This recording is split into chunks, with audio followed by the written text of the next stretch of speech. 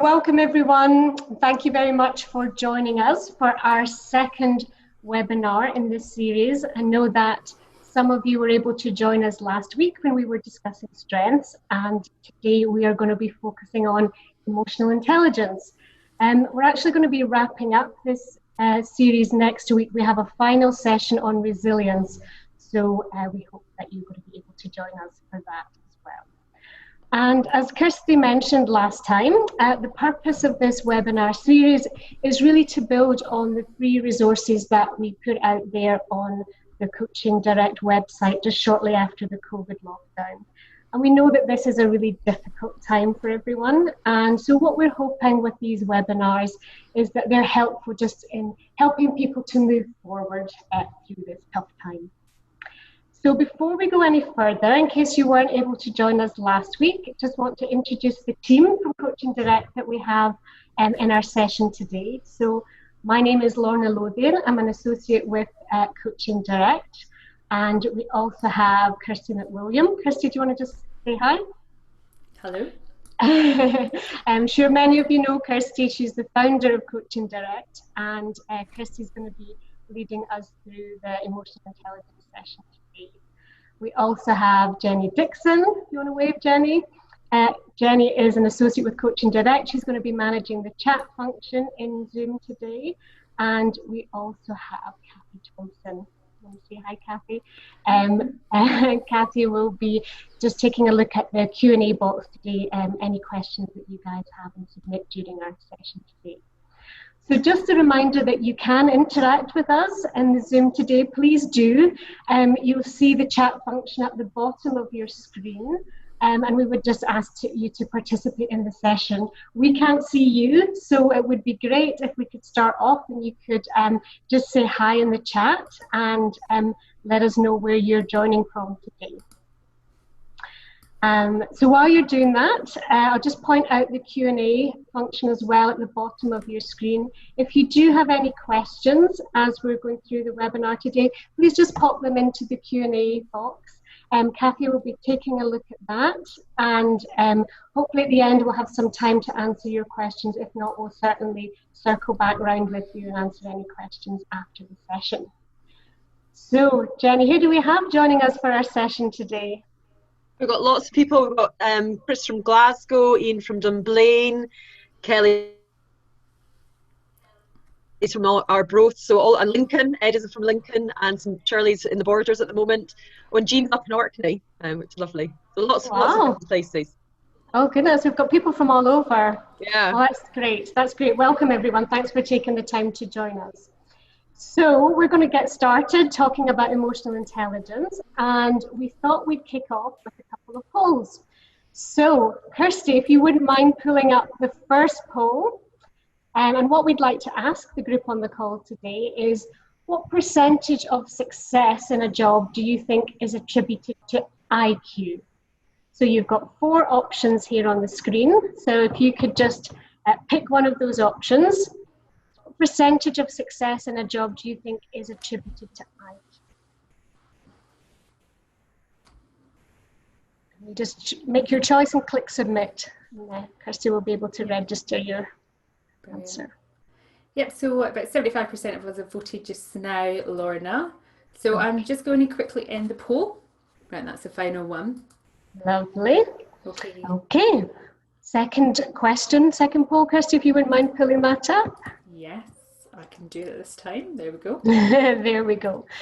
Let's talk about emotional intelligence this time, EQ. So what percentage of success do you think is attributed to EQ? Again, you've got 4 options.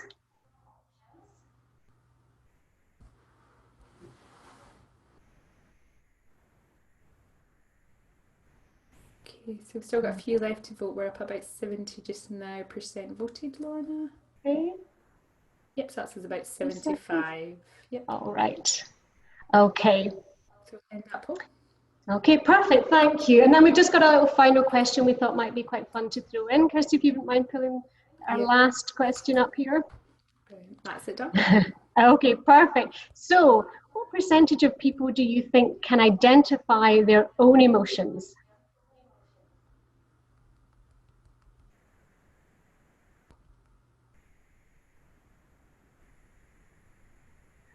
Okay. Yeah, so we are, yep, about 75. We'll end that poll there as well. Lovely. Thank you, everyone. So let's take a look at what you thought. So for our first poll, Kirsty, on IQ and how much IQ is attributed to success, what did the group think? So 52% of them thought it was 35%. We then were quite even over 20% or 60%, but there was nobody thought it was 6%. So people thought it was 20 and 60, but no one thought 6. Okay, well, interesting. Well, surprisingly, it is lower than that. So actually, only between 1 and 20% of success is attributed to your IQ. Actually, the average is 6%. So, so a lot lower than people think. Absolutely. Okay, what about emotional intelligence then, Kirsty? What did the group think for emotional intelligence? So nearly everyone plummeted for 58%. Some thought maybe 20%. Some thought 38, but nobody thought it was as low as 12. Good.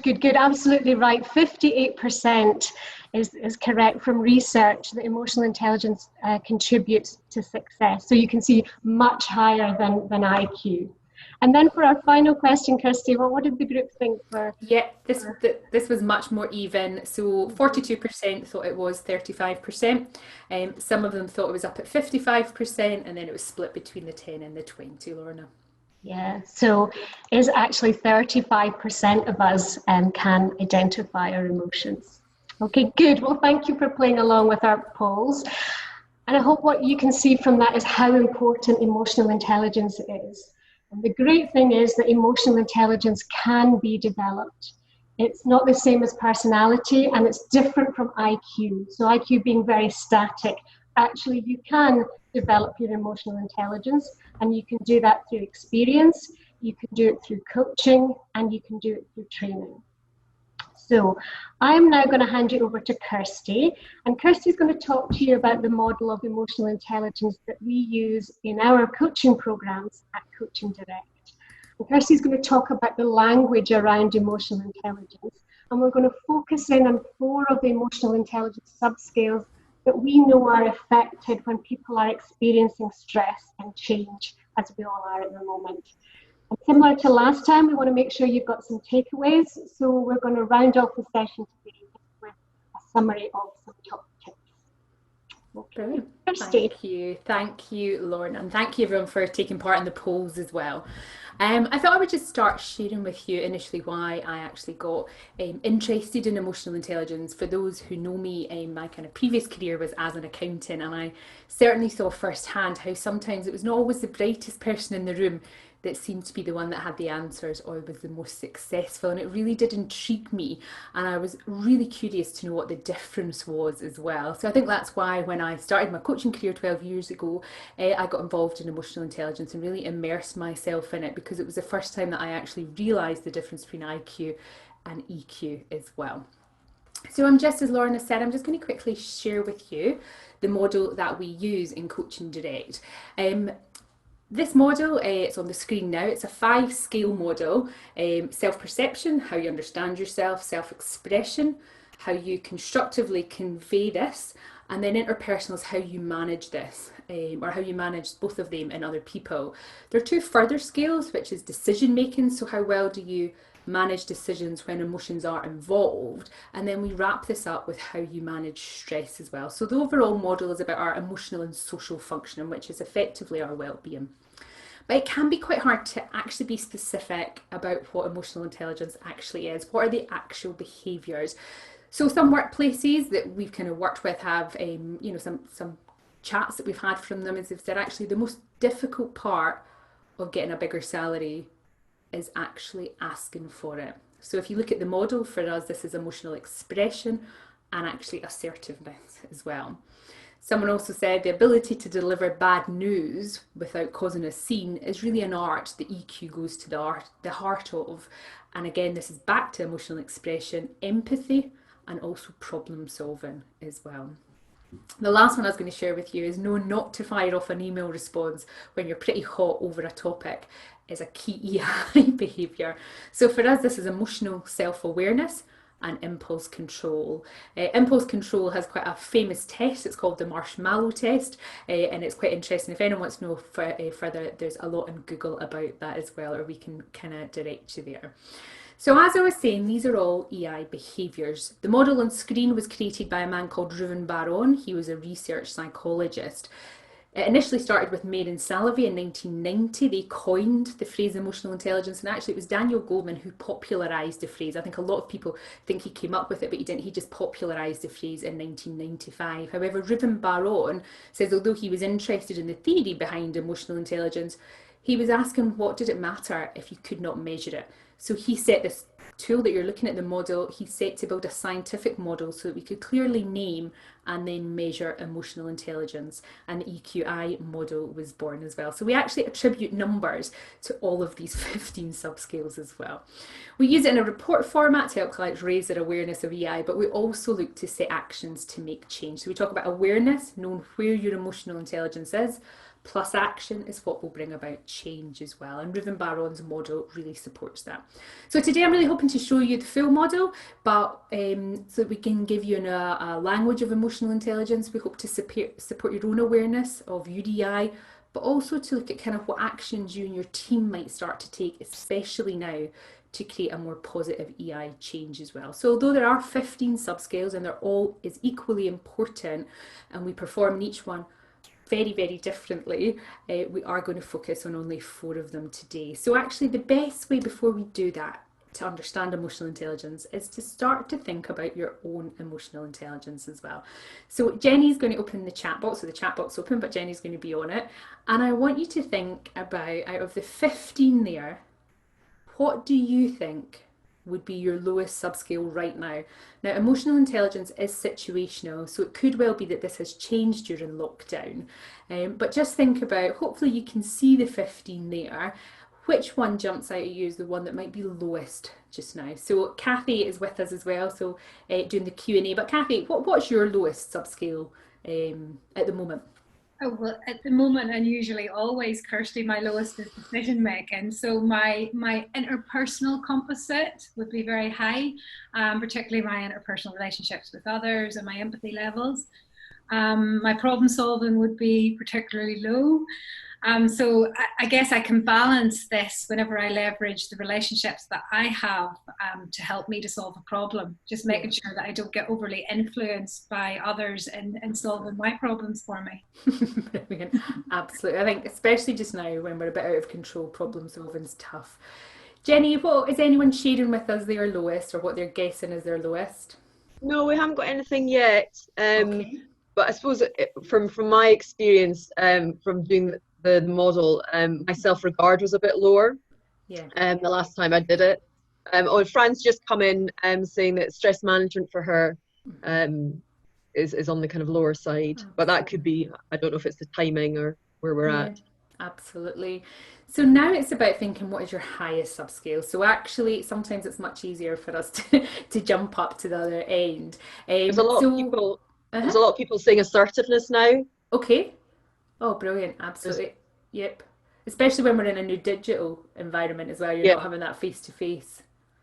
Brilliant. So that's their lowest. Any coming in? So let's pop the highest. Kathy, what's your high? Oh, you mentioned your highest as well, was your interpersonal, didn't you? Personal, yeah. Absolutely. Jenny, have we got any highest coming in? Yeah, so Ed's coming in saying optimism, which I think is good full at the moment.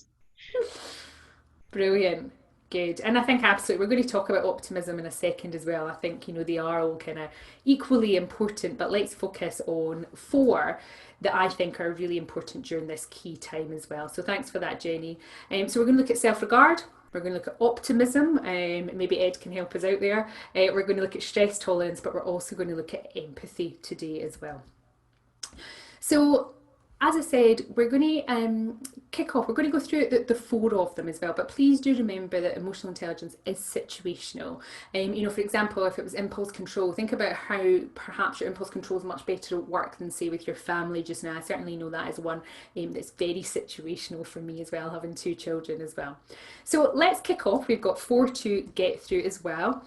And I love this saying, and it's just to put it in the context, be yourself, because then no one can say you're doing it wrong. It really highlights to me, and hopefully to you as well, that we're all really unique. So actually do what you do and do it well. Is the best advice at the moment. But actually what we're really wanting to do here is start to look a little bit further about self-regard. So as you see up there, you can see where it sits within the EQ model. It sits in self-perception, but it's about knowing how you are doing as well. So I want you just to think a little bit, just to ponder. I'm not going to ask you to share this, but so much of our self-regard is based on that inner voice in our head. Now, we do all have one. I worked with someone once and they were surprised that I had that inner voice as well. I said, it's just, this is mine, clearly yours is yours. But what is that inner voice in your head? What does it sound like? And does it manage to motivate you, or does it hold you back? Now, there will be times where actually it is more negative to positive, but it's about getting to know the tone of it as well, because if it is more negative to positive, then it's going to start to hold you back as well. So it's starting to understand what you're saying to yourself, because I always like to think when we start to listen to our inner voice, would we actually ever speak to a friend like we do ourselves as well? So obviously the tips on the slide there as well is listening to your inner voice, but always checking in your performance, especially now. I think someone mentioned assertiveness. Please do ask at the moment, because it can be quite hard sitting in our kind of home environment to really know how we're doing as well. So ask for that feedback, and when we get that feedback, celebrate the positive part of it as well. So it really is about asking for it and then hopefully celebrating the parts that you want to as well. So that's a little bit about self-regard. So we are doing a bit of a whistle-stop tour around this as well. But the next one I want to look at is empathy. Empathy is a real key leadership tool, but a lot of people don't understand what it is. And its very essence, it's about listening. So this Stephen Covey quote is, most people do not listen with the intent to understand. They listen with the intent to reply. And we use this quite heavily in our coach training, actually. It's that real shift from listening to understand as well. I think also at this point, it's about understanding that we're all in a different situation, and that's empathy as well. So people are really keen to talk about we're all in the same boat, but actually we're not. We might all be in a similar storm, but our boats are really different. Okay, and the truth for us is that we do all see things differently. It's not just in times like this. We all react differently, and actually as a leader of people, what we need to do is listen well to ensure that we don't miss the information on everybody's boat as well. So I'm going to just give you a moment, and again, I'm not going to, or actually I can, I think we do have enough time to maybe ask you, but I want you to think, if you just take a moment and think about a boat on the water. Think about where it is. What is it doing? What can you see? What are the colours? And I just want you to think about, what is your boat? What is the boat that you're seeing? So please do pop it in the chat box and Jenny will pick it up. But Kathy, you must have a boat. What boat are you on at the moment? Oh, Kirsty, I think I'm in a canoe.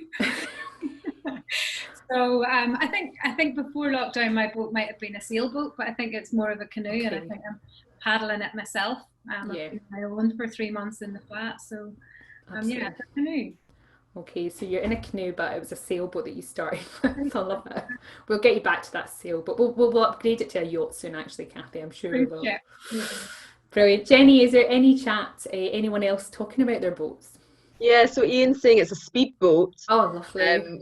With kind of organisation in mind, it makes all of our pictures kind of different. Yeah. And Fran's seeing a kind of small sailboat, and Ed is in a kind of small boat on his own choppy waters. His own choppy waters. It's so we do this a lot when we do clean language. Actually, everyone is very much in their own way. But actually, even here today, you can see that our boats are really different. And to have empathy, we first need to understand each other's boats. So it really is about asking and waiting for the answer as well. But one of the things I do hear, and I'll just pop the slide on actually before I keep chatting away, one of the things we do hear a lot from leaders is actually, how do we have time to do this? How do we have time to work out where all these boats are? And it's not about taking hours to talk about someone's personal life, but it's maybe that moment in a meeting when you realise they're not actually, someone in your team's maybe not coping, and then following it up and checking in after. It's maybe the moment before a big presentation, giving that reassuring smile to the person that you know is nervous. And what is it we're talking about there? We're talking about the ability to know the person well enough so that you can actually connect with them as well. having good empathy means that you understand the differences between your team and understand the difference, what will motivate them and then what will empower them as well. So I'm going to ask you just to ponder for a second. I won't ask you to share this as well, but just when was the last time that perhaps you felt really listened to? You actually really felt that the person was hearing exactly what you were saying, but also heard what you were not saying as well. And also perhaps on the flip side of this is to think about the last time you did truly listen, whether it's harder online for you or whether it's actually made it easier as well. So there are differences as well. So as you can see, tips on the slide. Yes, sorry, that was my iPad. But as you can see, tips on the slides really are about asking how we all are. You know, if we can actually reach out and speak to our teams at the moment, then we've got a much better chance of finding out what's going on. And rather than making it kind of transactional, actually ask them about their feelings. And I find this is quite hard sometimes, to actually ask how you feel. Listen for what they're not saying, and really, if you can, try and grasp the right words as well. So that one is empathy as well. So the next one we talked about is stress tolerance, and that's a little bit of a fuzzy picture actually because I couldn't find the right picture, but it's a really nice quote for us because it's not about the load that breaks you down, it's actually about the way that you carry it as well. So I'm sure you guys are seeing just how different people actually are reacting differently during this time. Perhaps the most confident person in your team could really be struggling just now, but the most introverted might really, really be flourishing. And for me, that just really intrigues me. You know, what is the difference? You know, what is going on? And even some of our leaders at the moment have completely lost their head, whereas this is something we might never have seen before. So if we think about what is the difference, when we talk about stress tolerance, which is our kind of next slide as well, this one here, we are really talking about where the stress comes from. And for us, generally when we're working with clients, we find when people feel out of control, it's perhaps hard for them to see the wood from the trees. This is where they feel more stressed as well. And actually for them, it's hard for them to maybe understand, you know, is it a mountain or is it a molehill? And I think we can really help our teams and perhaps ourselves at this time as well. We're all going through something that's really, really unusual, but actually by gaining and giving perspective as well. So it really is about helping them understand that. Also, find out what's calming for you and encourage your team to do this too. We'll look more at this next week when we talk about resilience. But the last one's quite an interesting one as well, and it's talking about sharing your own stress. You know, stress is not a bad thing. You know, as I'm sure you all know, you know, it definitely can help motivate and drive you on as well. But if you're quite good at coping with stress, just be aware that actually this could well be putting an additional pressure on your team. You know, my gosh, why is it that such and such, they're not even panicking, it must be something wrong with me. And they might have a little bit of inner voice going on at that moment as well. So sometimes it can just be as simple as saying, actually, this is quite stressful, and maybe sharing how you're coping with it as well. And then the last one to round them up is optimism. So I kind of try and always, when I'm thinking about optimism, I try and think about hope. So I'm sure that's what Ed's doing as well, because that was his top one. But when you choose hope, there's something about anything being possible as well. So absolutely, for optimism, it really is about trying to get people out of their heads and seeing how they can really find the opportunities. It's about helping them to believe that actually this too shall pass. You know, it's fleeting and it is changeable at the moment as well. But if we can get them out of their heads to see the opportunities, then actually hopefully we'll be able to move forward much faster as well. We talk about moving forward a lot when we talk about emotional intelligence and coaching, and it's constantly about moving towards the positives. So what are the positives that actually will really keep that boat of yours afloat? There are many out there at the moment, but if your team can't see them, or if you can't see them, this is about you finding them, because actually when a leader can lead with optimism and hope, then that can really pull all the team together as well. So as I said, it is only 4 of them that we're looking for today, and what we've done with this last slide is we've just pulled all the little buttons, all the little tips from the 4 of them together, and we will share that with you as well. So what can you actually do? What can we kind of start doing as well? So we've popped up, what can you do today? So we also need to keep calm as much as possible, but we also need to be able to be free to admit that we might get this wrong, but that we will deal with it if we do. So actually that's about being in control as much as we can of our emotions.